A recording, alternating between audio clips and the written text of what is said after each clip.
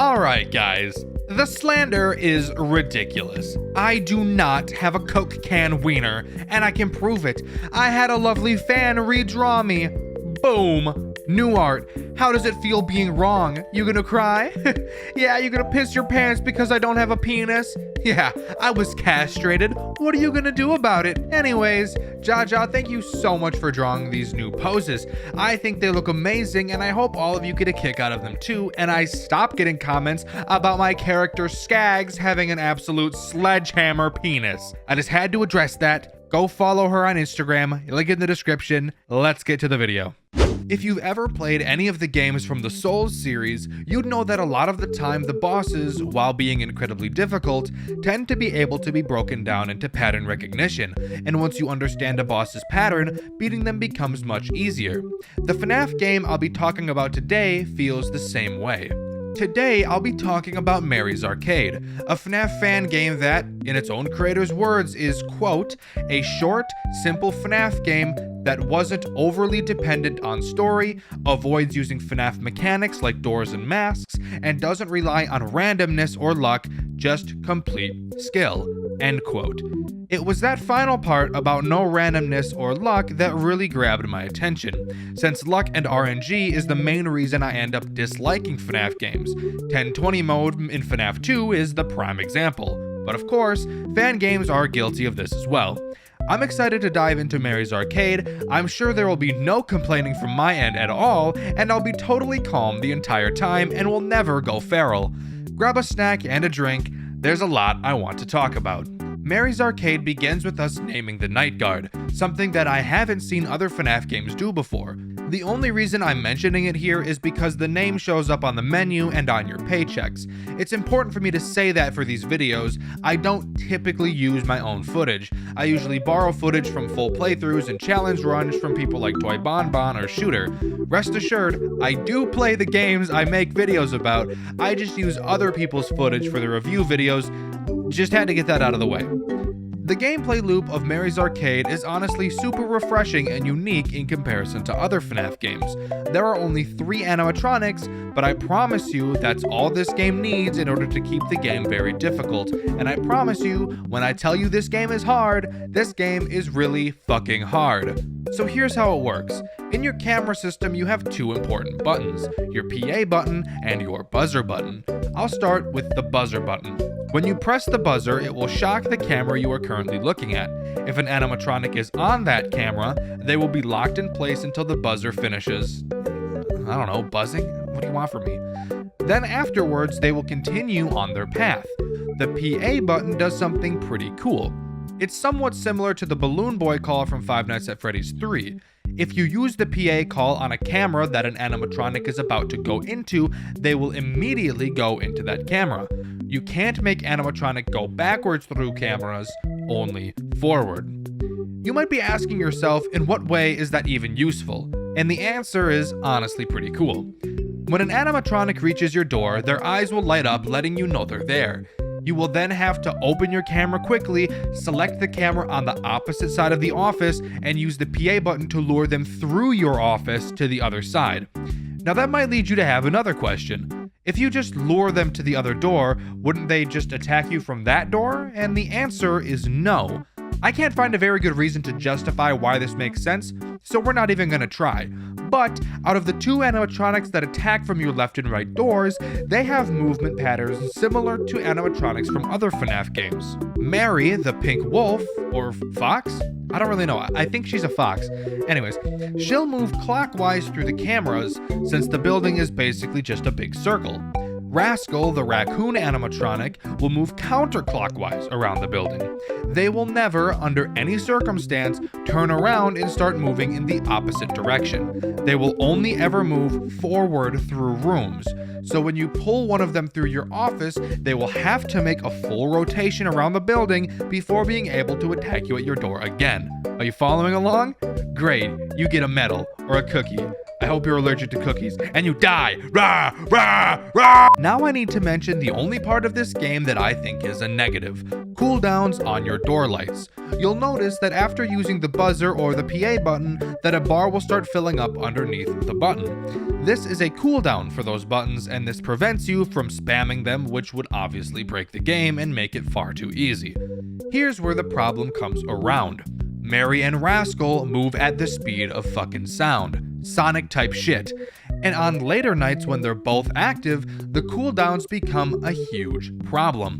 Because once you use the PA button on one of them, the other will reach your office well before your PA cools down. So, what's the remedy for this? Your door lights. In addition to using the buzzer to stall animatronics in place, using your door light when an animatronic is in the doorway will also stall their movement. I will note that the lights are meant to give you an extra 5 to 10 seconds for your PA to cool down, and not meant for you to halt an animatronic when your PA is basically empty. While an animatronic is at your door, they still have a timer for when they'll move into your room, whether you're flashing them or not. And if you're flashing them when that timer runs down, the lights to the building will flicker out and you'll lose the night. If you're easily frustrated, this game is probably not for you. On night 1, only Mary is active. With one animatronic, this game is a cakewalk. But this night is really just meant to give you an understanding of how the mechanics work, and it's also where we're told that the night will pass along faster if the cameras are not up. This gives us an incentive to not be looking at the cameras, but as you'll soon find out, looking at the cameras all the time is going to be the most valuable asset in this game. Night 2 is where Rascal becomes active, and the game actually starts to become a challenge. Still, this night is really easing you into dealing with 2 animatronics at one time, so beating it is fairly easy. On this night, there's a large emphasis placed on your buzzer, because it becomes incredibly important with 2 active animatronics. Night 3 is where this game really amps up in difficulty. You'll notice that Rascal moves much faster than Mary does, which can pose a small problem when it comes to balancing their locations, but be ready because it only goes from 10 to 100 after this night. But before this night ends, you get to see one of the coolest things I've ever witnessed in a FNAF game. Power supply low. Powering down.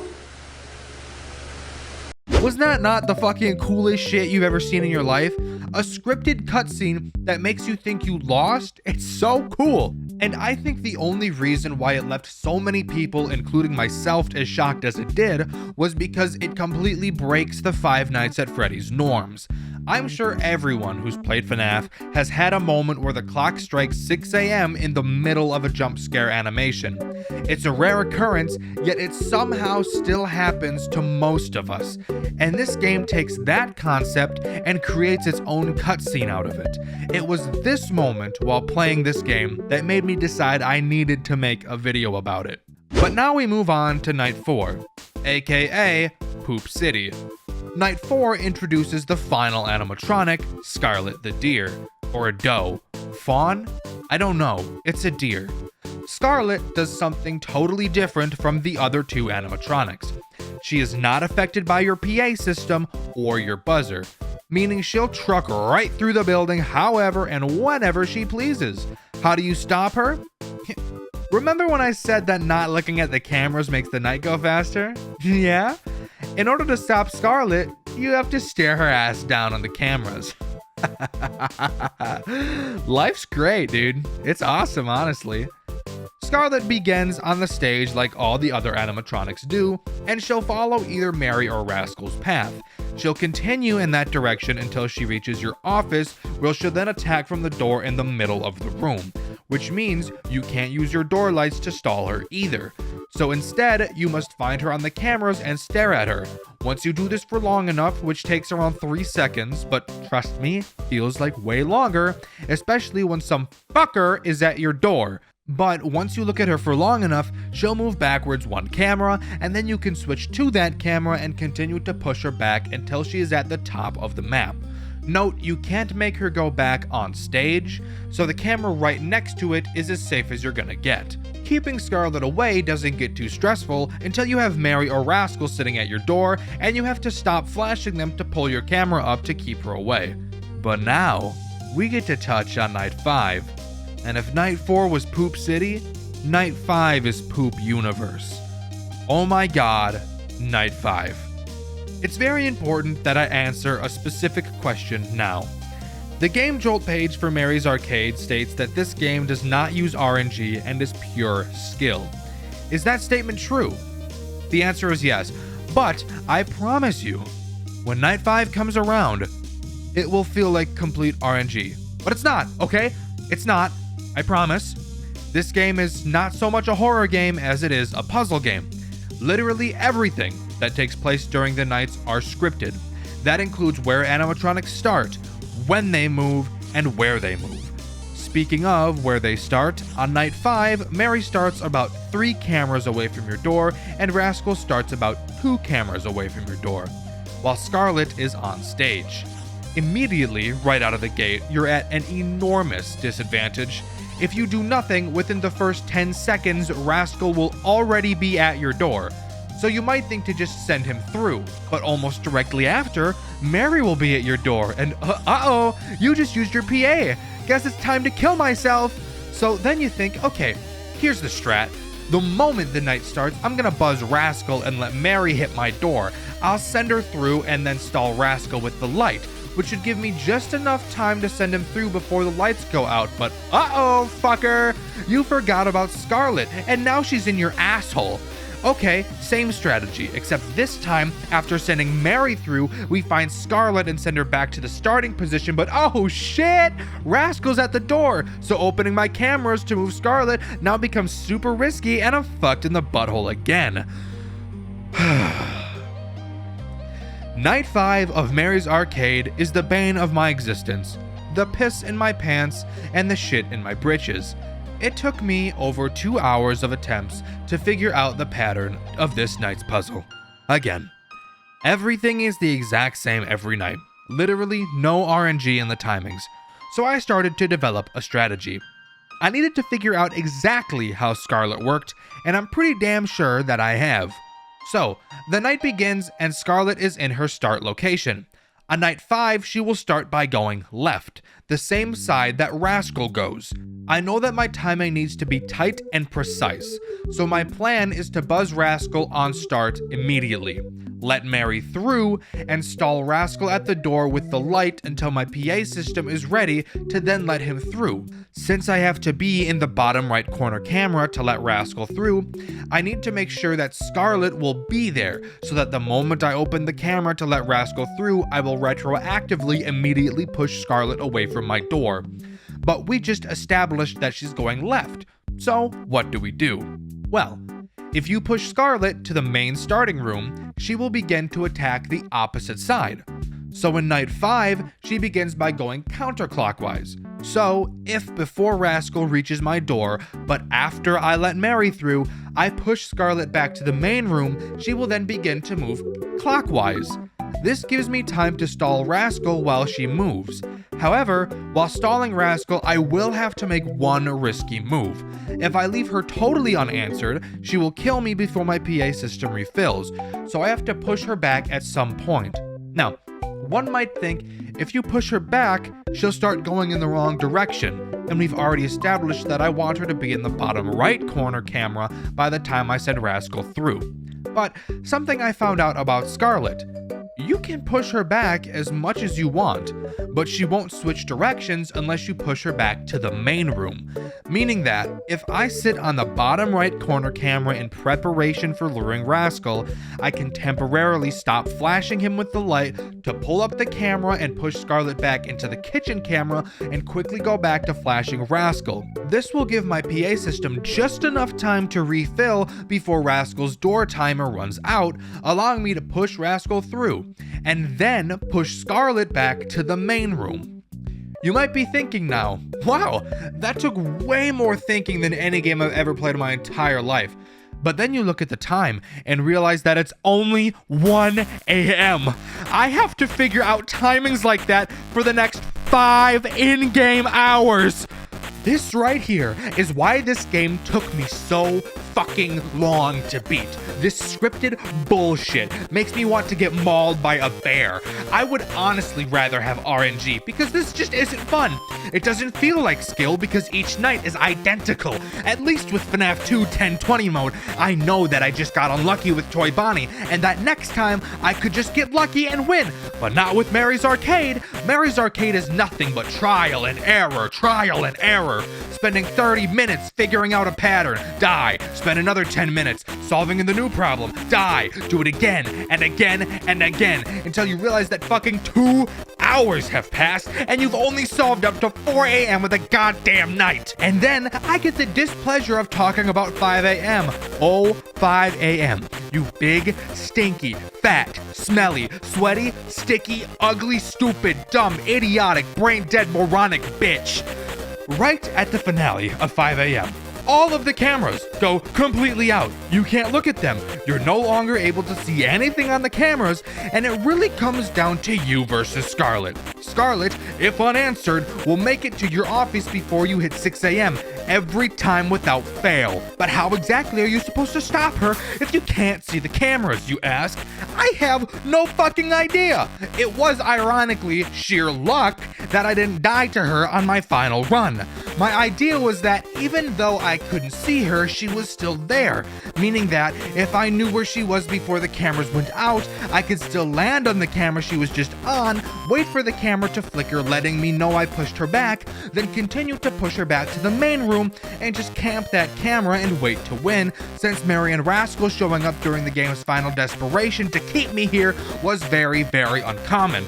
But there would be runs where I would do this and still miraculously die to Scarlet. I have no fucking idea where she was. I had no strategy, no puzzle to solve, no clues to go off of. Have you ever tried to put together a 100-piece jigsaw puzzle without looking at it? Play Mary's Arcade Night 5 a.m. After a few attempts of giving it a try, you'd be unzipping your pants and pulling your wiener out at the thought of attempting the jigsaw puzzle. I'm dead ass serious. I do not know how I beat this night. I could not replicate what I did. I watched multiple other people beat this night, and I didn't pick up on any patterns. I literally have no conceivable idea what I was expected to do at this point. I really hope someone in the comments could tell me what the intended route was, because I'm honestly so fucking confused. But after beating Night 5, the game is done. And so is this video. Psych, you fucking idiot. There's a challenge night. Nightmare mode. Fuck. I didn't beat it. No, I didn't even put in an attempt. The moment I saw Nightmare mode on my title screen, I uninstalled the fucking game. I could not even begin to handle the mental anguish that would fall upon me as a consequence of trying that. No thank you, I'm good. But lucky for us, there is a custom night that introduces some new characters. Kipper, Dipper, and Martin. Kipper and Dipper are canonically Mary and Rascal's kids. Their mechanic is really easy. When you see them in your doorway, flip up your camera and flip it back down. That's it. Since they look like Mary and Rascal, I think the goal was to get you to think they were Mary and Rascal and cause you to turn the lights on, killing you. But it really isn't that hard to tell the difference. Martin is also very easy. Martin will spawn on any camera at random. All you have to do is find him and stare him down until he temporarily goes away.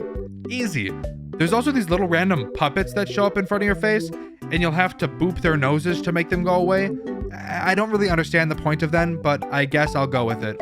Props to Frogger and Shooter for actually beating this shit show of a custom night. I'm well aware others have beaten it, but Frogger was the first victor, and I just like watching Shooter's content. So congrats, guys. I don't know why you did this to yourself. I'm sure that the anguish and the pain of doing this will surely be retroactively laid off on your future wife and children. But that's Mary's Arcade. There's technically a death minigame that plays sometimes upon a loss, but the creator of the game said there's not really a storyline to this game like most other FNAF games have, so I don't think diving into it is super necessary. Let me know what you guys think about Mary's Arcade in the comments below. I can't wait to hear your thoughts. In the last video, I asked you all if you thought Five Nights at Candy's 4 would ever come out, and if you thought it would be good. My favorite answer is this one from That Unlucky Gamer. They said they thought it would be like a Duke Nukem Forever type situation, where people waited a really long time for its release, only for it to be a bag of dicks. While I personally have hopes that the game will be good, I personally don't believe we'll ever get it. As far as I'm aware, we've gone 2 years without an update, so my hopes of it coming out aren't super high. The question of this video is, what is your favorite gameplay mechanic from any FNAF or FNAF fan game, and why? With the question of the video being asked, I've been Dexter, and I'll see you all in the next video. See ya!